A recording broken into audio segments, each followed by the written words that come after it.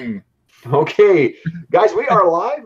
So for those listening at home, welcome to the Live from the Sword Coast podcast. My name is Kevin Madison, and I will be your friendly dungeon master this evening. Tonight, we are continuing on with our ongoing campaign, playing a version of the old 4th edition Dungeons & Dragons campaign, Scales of War, but running it with Robert Schwab's incredible Shadow of the Demon Lord horror dark fantasy role-playing game. With me for tonight's session are the usual cast from our Friday sessions. I'll go with the order that you guys logged in, say quickly who you are and who you're playing. We'll start off with Jeffrey. Hey everybody, I'm Jeff, and I'm playing Oberon, and he is a psychic healing minotaur. He is. Next up is Steve O. Yo, I'm playing Nutai Lethalis, who is an elf rogue thief. Mm-hmm. And next on is Brent. Hey, I'm Brent, and I'm playing Halen Windspeaker, an elvish monk. And Dave.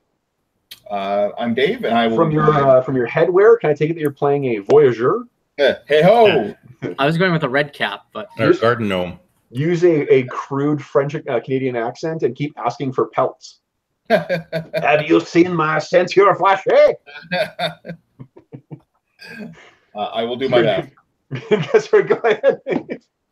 I am playing Rakus Bloodhoof, the other half of the Bloodhoof brothers, and yes, the party's barely put together berserker. And last but certainly not least, James. Hi, I'm playing Ember, a tiefling wizard. Okay. So, guys, what we're going to do is flip over into roll 20. Let me just get my self logged in here. And I got to do some futzing with my camera. And Stuff. Yeah, you sure do. I should say, I still have not figured out how to get the sounds to play on my camera, but I have managed to figure out how to add lots of sound, like ambient sounds to the game. So I would brace yourselves for lots of different ambient sounds tonight, guys. Nice. Okay. Now, Brent, your character, hold on, let me share screens here. Share. Present to everyone. And God, I should not have made that voyageur joke because I've got that that song that we learn in elementary, like my paddles clean and bright, splashing with silver. I never learned that one. Oh, I've heard it. Yeah, it's the voyageur paddling song. How about Voyager Hobgoblins in tonight's session? If you give me ample warning, then yes. Stop You can see, giving Brent, them there's the fruits of your joke from last week. The gorilla. And by joke, I mean your poor spelling. Okay, so our scene actually doesn't open here, though, guys. Our scene opens with a black screen.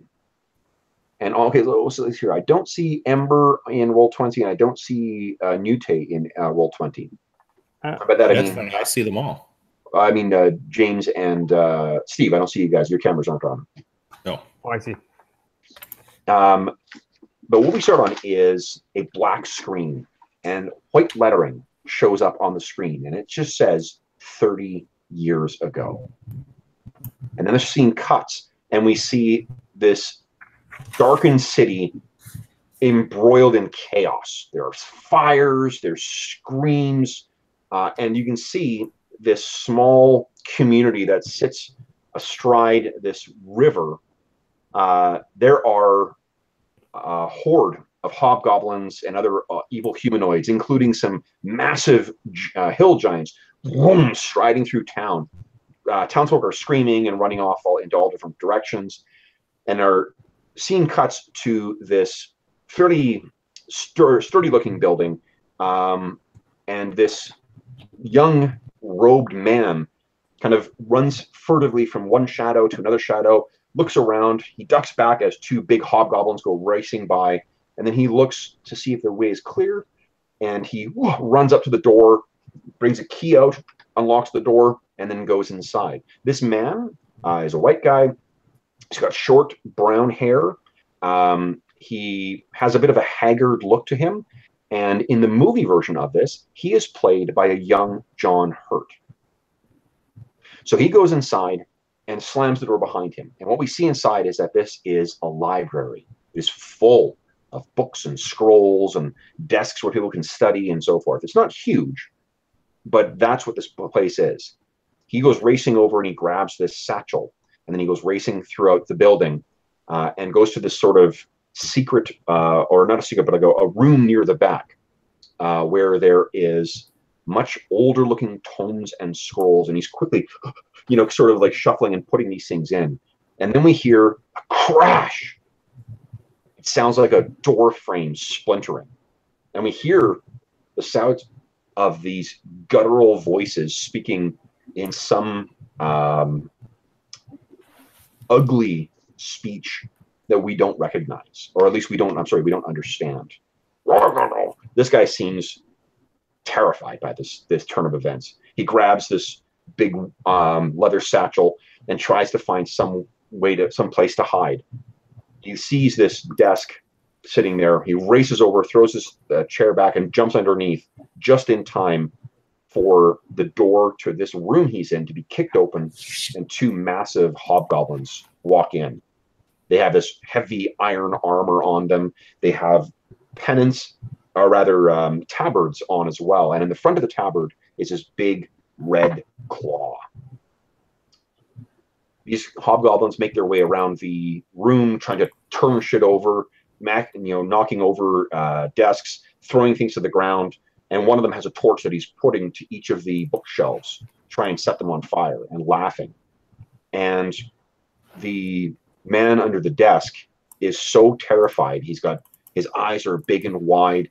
He has tears running down his face, and his mouth is covered as if he's trying to force himself to not make a sound. In spite of that, he whimpers. And one of the hobgoblins looks over and strides towards his big, vicious-looking morning star leading the way. He goes over and pushes this chair back, and he sees hidden in the deepest alcove underneath this desk is this youngish man. And the hobgoblin gets this vicious smile on his face, and he turns and says something to the other hobgoblin. This young man is terrified, is absolutely paralyzed with fear. The other hobgoblin comes over, brings the torch down low, so it's casting these really eerie shadows on these orange faces of these hobgoblins. One of them says something to the other. The other seems, whatever he has said, it to really tickled his funny bone, and he begins to bring the torch forward as if he intends to set this young man alight while still living. And as the torch gets closer, the young man is trying to push himself further and further back, but there's nowhere else to go underneath this. Tears are still streaming down his face. And that's when the one hobgoblin stops, and the torch drops to the ground right in front of the young man. The other hobgoblin stands up, and we can't see. We're now in the perspective of the young man, and all you hear is a swishing of something. And the hobgoblin drops to the ground heavily. He hears a voice, and this voice, in the movie version, is voiced by Susan Eisenberg, and says, "It's okay. You can come out now." The young man pushes the torch out of the way, and once he musters his courage, he crawls out, and he sees standing there this beautiful woman with long white hair, blue eyes, and very pale skin. And she says, "My name is Emiria. Come, we have to go."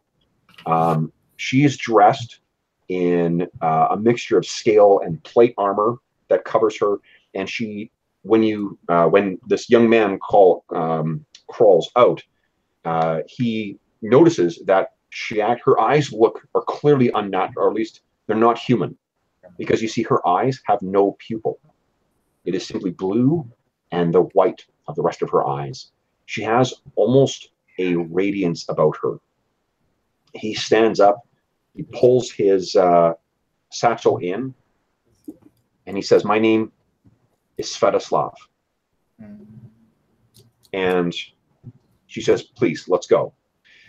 Our scene cuts now to them sort of making the escape. She leads him out of this building, over to another, down some hallways or some alleyways, to where there are a bunch of other people waiting. There are other people that she has rescued. Sorry, Brian, are we keeping you away from something or what? No, I'm good. I'm just looking for a pencil for later. Keep going. So what we see is that she's actually rescued several other people as well.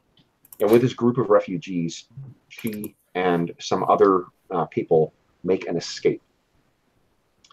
As they are leaving the darkened town and heading off into the darkness, we can see that the way is being lit by an enormous silver sword that she carries handily in her dainty hands. And Emiria says, "Come, we make our way to Brindol." We then cut. As it goes into darkness, we get close in on the young scholar's face, young Svetoslav. And then our scene cuts to the present day. And old Svetoslav is sitting in the cave, awake while everyone else is asleep, staring at the big black furred minotaur and the silver sword that he holds in his hand. So, morning comes, and you hear, as you guys wake up, the sound of birds outside, and all of you except for Rakus are inside the cave. You notice as well, too, as you awaken, that there is a fairly injured Halen who has returned to the party.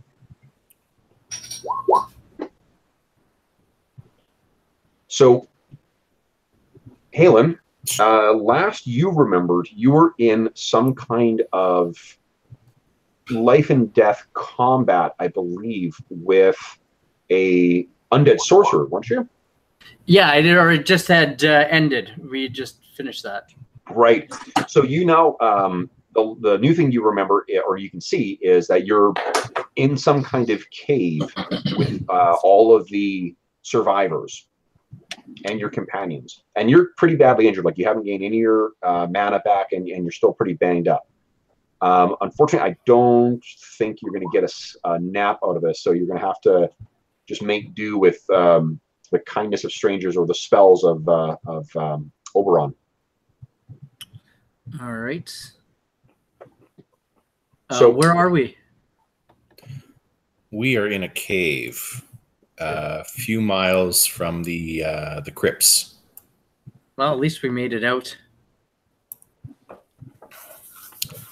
Indeed, we did. Look what I killed for us. Rakus, actually, you're not there. You're outside. Oh. Yep. You've got stuff to get done. I do. Is the Thundering Beast outside? Well, does the rest of the party looks around and you don't see Rakus anywhere, guys? He was here a second ago. If who's got the? I think probably Nute or Halen have the highest. You two guys give me a perception challenge, please. Actually, any of you guys, let's get some dice rolling. Let's everybody roll a perception challenge, please. The two rogues, feel free to add your trickery dice to this.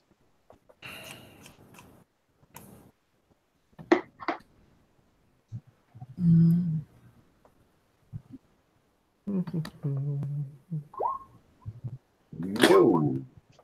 I'll use a Okay. trickery. Okay, I Amber. see you. Okay, so anyone who makes anyone who succeeds in the challenge, so 10 or higher, you guys can hear outside.